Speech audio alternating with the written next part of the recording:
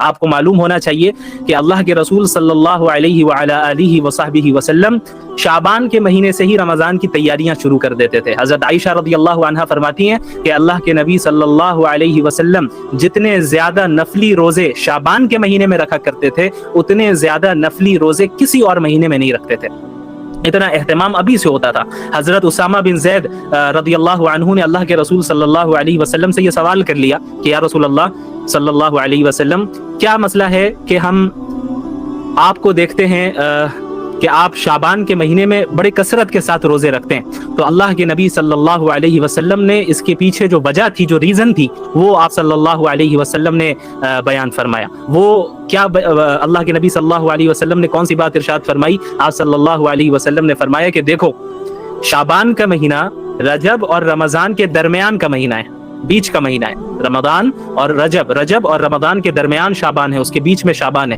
اور یہ ایک ایسا مہینہ ہے جس میں اکثر لوگ غافل رہتے ہیں, لوگ اکثر غفلت میں رہتے ہیں. اور یہ ایک ایسا مہینہ ہے جس میں پورے سال کے اعمال, جو گڈ ڈیڈز یا کوئی بھی ڈیڈز, برے ڈیڈز ہوں یا اچھے ڈیڈز ہوں, انسانوں کے اعمال, انسانوں کے ڈیڈز اللہ رب العالمین کے سامنے پیش کیے جاتے ہیں. تو مجھے یہ بات پسند ہے کہ میرے اعمال, میرے ڈیڈز اللہ کے نبی اللہ رب العالمین کے پاس اس حال میں پیش کیے جائیں کہ میں روزے سے رہوں. تو آپ صلی اللہ علیہ وسلم نے اس میں شعبان کی اہمیت بھی بیان کر دی اور یہ بھی بیان کر دیا کہ رمضان کی تیاری ہمیں شعبان سے ہی شروع کر دینی ہے. تو آپ صلی اللہ علیہ وسلم روزے بھی رکھنا شروع کر دیتے اور عبادات بھی کثرت سے کرتے. کیوں؟ کیونکہ ظاہر ہے رمضان کا ایک ایک منٹ بڑا قیمتی ہے. اب عموماً کیا ہوتا ہے, عموماً یہ ہوتا ہے کہ جب ہم رمضان کے پورے سال ہم نے تو روزے رکھے نہیں, نفلی روزوں کی عادت رہی نہیں. اب رمضان سے جب ہم نے روزہ رکھنا شروع کیا تو شروع کے ایک ہفتے تو ہمیں روزے سے اور عبادات سے یوز ٹو ہونے میں ہی لگ جاتا ہے. تو شروع میں طبیعت بھی خراب ہوتی ہے, روزے رکھنے سے طبیعت بھی بگڑ جاتی ہے, چونکہ ابھی پورے سال ہم نے رکھا نہیں, ہمیں اس کی عادت ہی نہیں رہی. تو اب ہم نے جب روزے رکھنا شروع کیا ایک سال کے بعد تو پھر ہمارے جسم میں بھی ہمیں تکلیف ہونے لگی, طبیعت بھی خراب ہونے لگی اور پھر ایکٹیو بھی ہم زیادہ نہیں رہ پائے. تو اس روزے سے یوز ٹو ہوتے ہوتے تقریباً ایک ہفتہ رمضان کا گزر جاتا ہے. اس کے بعد پھر ہم عادی ہو جاتے ہیں روزے کے. لیکن اس کی وجہ سے کیا ہوا, شروع کے ایک ہفتے میں جس طرح ہمیں اللہ کی زیادہ سے زیادہ عبادت کرنی چاہیے تھی اس میں ہم پیچھے رہ جاتے ہیں.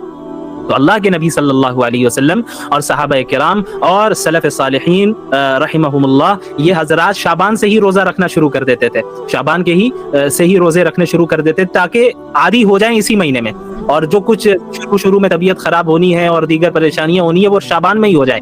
اب جب رمضان کا مہینہ شروع ہو رہا ہے تو پورے ایکٹیو ہو کر جو ہے ہم عبادات کریں. اسی طرح بہت سے لوگوں کا عام دنوں میں قیام اللیل کرنے کی عادت نہیں ہوتی, تہجد کرنے کی عادت نہیں ہوتی. تو اللہ کے نبی صلی اللہ علیہ وسلم اور صحابہ کرام اور ہمارے جو علماء اور سلف صالحین گزرے ہیں وہ شعبان میں عبادتوں کی کثرت کرنے لگتے, عبادتوں کی تعداد بڑھا دیتے. رمضان میں جو معمولات اور جو شیڈیول عبادتوں کی ہوتی ہے اس سے ملتے جلتے شیڈیول پر وہ عمل کرنے شعبان سے ہی لگ جاتے تاکہ رات کی نمازوں کی بھی عادت شعبان میں ہی لگ جائے, رمضان میں جا کے جو ہے وہ پریشانی نہ ہو. لہٰذا اس بات کا عزم کر لیں ابھی اور اسی مجلس میں کہ ہم اور آپ آج سے, ابھی سے, اسی وقت سے اپنی اصلاح کریں.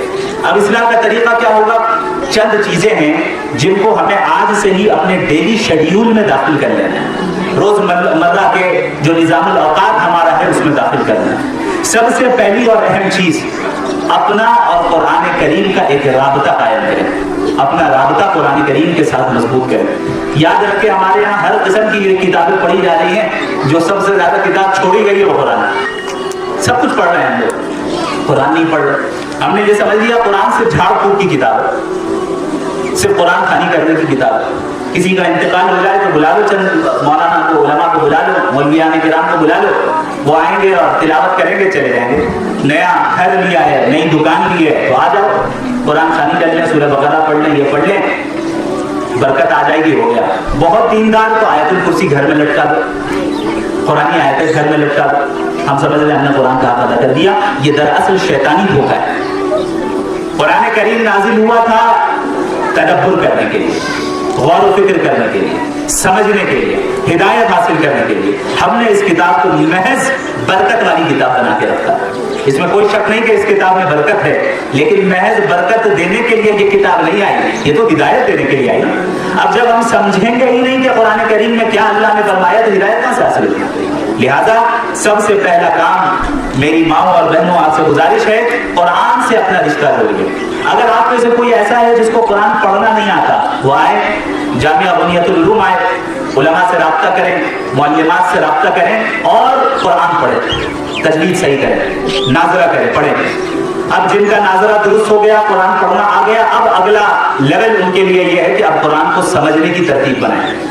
अब यहाँ पर मुझे नहीं मालूम बालिगात के लिए निज़ाम है या नहीं है तो मैं गुजारिश करूंगा कि हो, और अगर है तो बहुत अच्छी बात है, उससे इस्तिफादा करें कि कुरान करीम के हल्के लगे, कुरान करीम को सिखाया जाए, अल्लाह कुरान में क्या फरमा रहा है, अल्लाह क्या कह रहा है, ये हमें समझना है, ये हमें जानना है और सही तरीके से समझना है। जब हम ये करेंगे तो कुरान के साथ हमारा रिश्ता मजबूत होगा। और याद रखें, कुरान की तिलावत का एहतमाम किया करें अपनी जिंदगी में। रोजाना आप आधा सफा पढ़ें, लेकिन रोजाना पढ़ें, इसकी बड़ी बरकत आप अपनी जिंदगी में देखेंगे। कुरान करीम की तिलावत की बरकत से अल्लाह रब्बुल आलमीन आपके बहुत से कामों को आसान फरमाएगा, नेकियां भी मिलेंगी, अल्लाह का तकर्रुब भी हासिल होगा।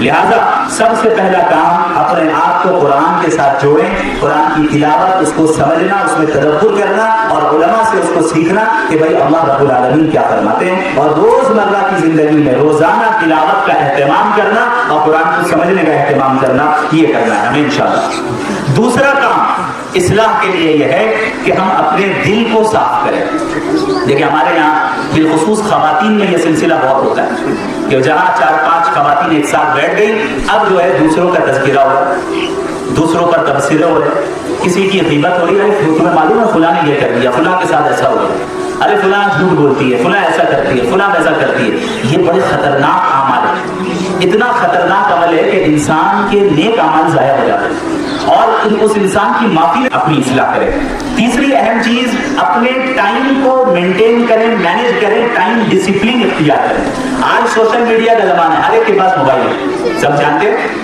कैसे इंस्टाग्राम में हम लोग रील्स देख रहे हैं, कैसे फेसबुक में रील्स देख रहे हैं, यूट्यूब में शॉर्ट्स देख रहे हैं, लॉन्ग वीडियोस भी देख रहे हैं, शॉर्ट वीडियोस भी देख रहे हैं। सोशल मीडिया का एल्गोरिदम ऐसा बनाया गया है कि आपको ज्यादा से ज्यादा देर तक मोबाइल में कैसे रोका जाए, आप टिके। आप देखेंगे कि आपको जिन वीडियोस को देखने में दिलचस्पी होती है, उसी तरह की वीडियो आपको रिकमेंड होगी वहां पे, बार बार आप देखते जाएंगे। आपने मोबाइल खोला कि भाई 10 मिनट में एक वीडियो देखना है, पता चला 2 घंटे गुजर गए 50 वीडियो देखने में। ये क्या है? हमारे वक्त का जिया। एक मुसलमान टाइम को मैनेज करता है, टाइम डिसिप्लिन, किसी भी चीज को उतना ही इस्तेमाल करता है जिससे उसको नफा पहुंचे और अपने वक्त को जाया करने से बचता है। अल्लाह के नबी सल्लल्लाहु अलैहि वसल्लम ने फरमाया, मिन हुस्नि इस्लामिल मर्इ तर्कुहु मा ला यानी, कि एक मुसलमान के बेहतरीन इस्लाम में से ये है, इस्लाम के आला मकाम में से ये है, आला मेयार में से ये है और आला खूबियों में से ये है कि वो लायानी चीजों को छोड़ दे, वो चीजें जो आपको नफा नहीं पहुंचाती, फजूल चीजों में इंसान मुब्तला रहकर अपने वक्त को जाया करे, ये नहीं होना चाहिए। चौथी चीज ये है मेरी माँ और बहनों, अपना नेक लोगों का हल्का बनाइए, नेक लोगों की सोहबत इख्तियार कीजिए।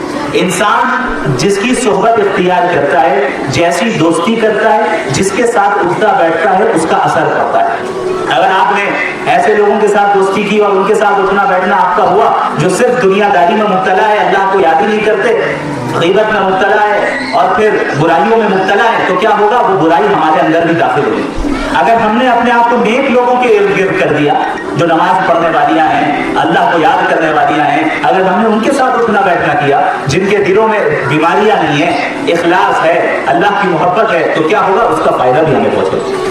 लिहाजा ये 4 चीजें ऐसी हैं जो हमें अभी से इख्तियार करनी है। कुरान करीम की पाबंदी, दूसरी चीज अपने दिल की सफाई, हर बीमारी से, हर बुराई से। तीसरी चीज वक्त को मेंटेन करना, वक्त के जिया से बचना। चौथी चीज अपने आप को नेक लोगों के इर्द गिर्द करना। करेंगे इंशाअल्लाह हम सब। जब हम इन चीजों को करेंगे तो अब हमारा इस्लाम का सफर शुरू हो जाएगा। आहिस्ते आहिस्ते हम अपने नफ्स की इस्लाह करने वाले बने।